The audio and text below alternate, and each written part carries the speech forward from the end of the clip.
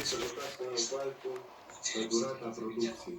Că în cazul în care contactează unul pe altul fără consimțământul producătorului în timpul și în afara registrării, adică după emisiune, oricare dintre concurenți va plăti o penalitate în valoare de 10.000 de euro.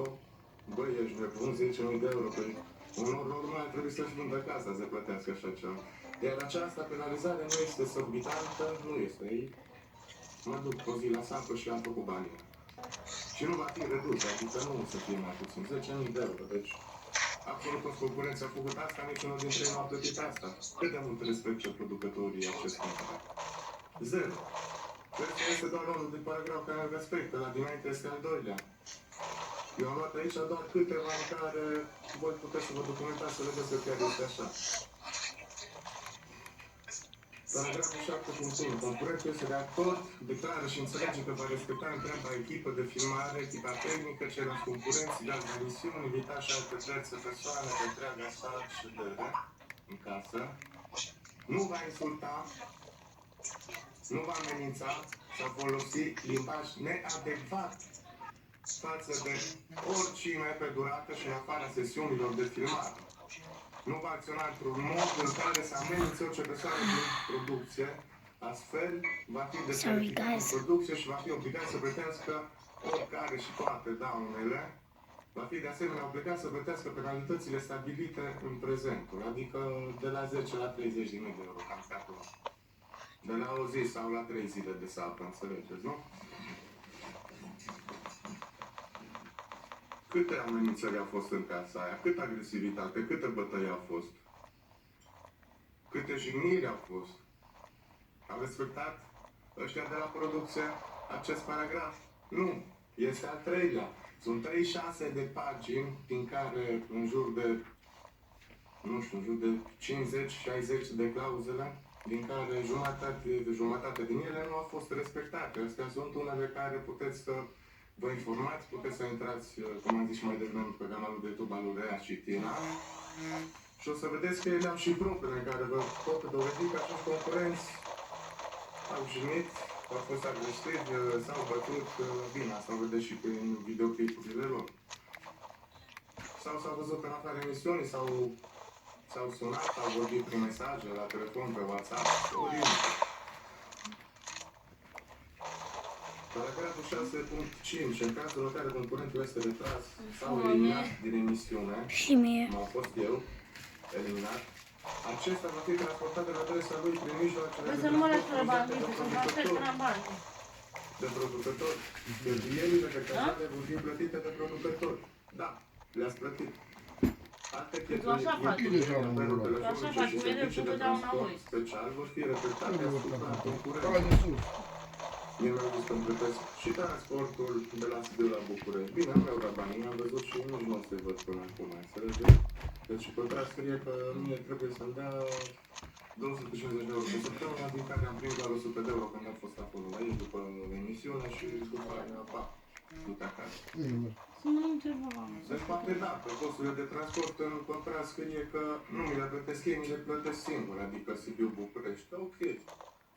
Dar ceilalți bani care sunt scriși în contract, în clauzula voastră și trebuia să mi dați unde sunt.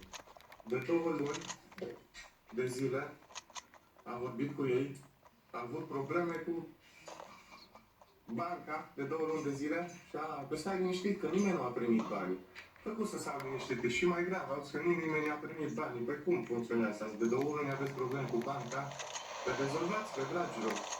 Păi nu, uite aici ce spune. Suntem cea mai mare agenție din Turcia, dar nu crezi că firma asta nu o să-ți dea ție 200 de euro? Păi nu sunt nimic.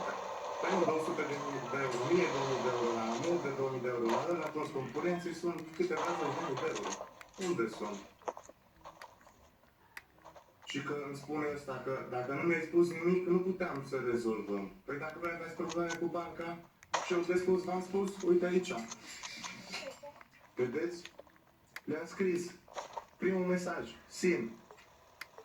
Al doilea mesaj, SIN. Al treilea mesaj, SIN.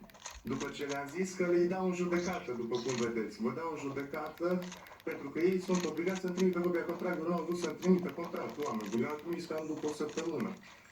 când, după ce am anunțat cu chestia asta, îi dau în judecată, au reușit să răspundă. Și direct, pentru ce vrei să ne dai în judecată? Voi, oameni buni, v-ați cerut contractul, sunteți obligați de lege să-mi dați o copie, pentru că nu mi-ați dat-o când am filmat acolo la voi, da? Pe lângă asta, că scrieți și în contract, că contractul este filmat în România. Nu este filmat în România. Mie mi l-ați dat și m-ați făcut să filmez acolo înainte să intru la filmări cu 15 minute, nici m-am avut să-l citesc pe tot. Bun. Pe 8 mai. Salut! Reușesc să primesc și eu la scopa contractului? Simt. 9 mai. Azi e ultima zi ce aștept pentru contractul să acționeze avocatul meu. Simt. Mi-au răspuns a doua zi, pe 19 mai. Au reușit, după a treia oară ce am amenințat că-i dau în judecată, să-mi trimită contractul. E teoretic că trebuia să-mi trimită mie contractul pe care eu l-am firmat, adică trebuia să mi-l scaneze. Cu firma mea și cu toate, dar nu, eu mi-am trimis contractul doar așa gol. Decât nimic ai bine și așa se zice, da? Totuși. Și că de ce ai fi sperat așa, nu am înțeles că am pățit ceva? Păi am pățit ceva, nu am primit bani, frate. Că ce-mi bag de la mine din buzunar? Că de ce nu i-am spus, face? Băi, eu să nu ți-am spus, că până acum ce-am vorbit timp de o săptămână, dragul meu, de pe 7 mai până am primit contractul pe 11. Sunt acolo 4 zile, uite ceva, da? Să nu calculez și zilele trecute care scriam și îmi dădeau puțin. Și așa, de ce au avut probleme cu băncile și au zis că săptămâna asta maxim până vineri o să-mi intre banii. Eu sper să-mi intre, că, na, totuși, nu sunt foarte mulți, dar 200 de euro îmi cumpăr de mâncare pentru toată săptămâna. Bun, asta este. Cu doveditul, cu contractul și cu toate astea. Să vedem ce mai scrie aici. Paragraful 10, punctul 2. Este posibil ca competiția să fie schimbată, modificată sau înlocuită de un program de televiziune cu format similar, un program poate fi terminat pe durata prezentului din cauza ratingului. Deci din cauza ratingului ei poate să facă ce vor cu la lor. Nu ați înțeles? Scăzută al producției sau din orice alt motiv.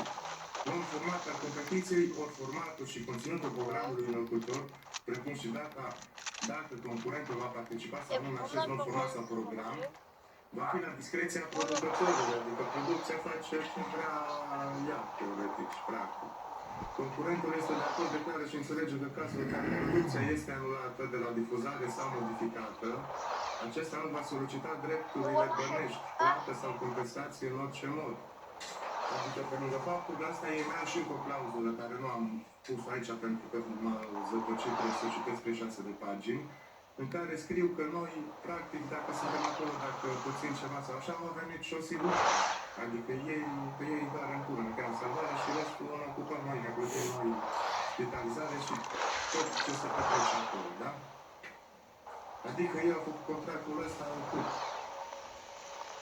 orice facem, orice zicem, e contra noastră, adică dacă facem ceva împotriva lor, trebuie să-i plătim, noi pe ei. Dacă noi facem ceva în casare, trebuie să plătim. Trebuie să ne plătim noi pe noi. Înțelegeți? Nu respectăm contractul, nu putem scrie de la aici în contract, că teoretic nu putem să vorbim cu părți terțe, adică nici cu persoane fizice, nici cu persoane publice. Adică eu nu pot să merg la avocatul meu pentru că voi n-ați respectat contractul de genul. Asta este o clauză ilegală. Dacă nu știați asta, dragii. Este o clauză ilegală. Adică eu dacă dau în judecată sau dacă ei mă dau pe mine, pur și simplu cu clauza asta, ei pierd din stat. Aia 10.000 de euro, adică ziua aia de sapă, să-i face ei la mine în buzunar.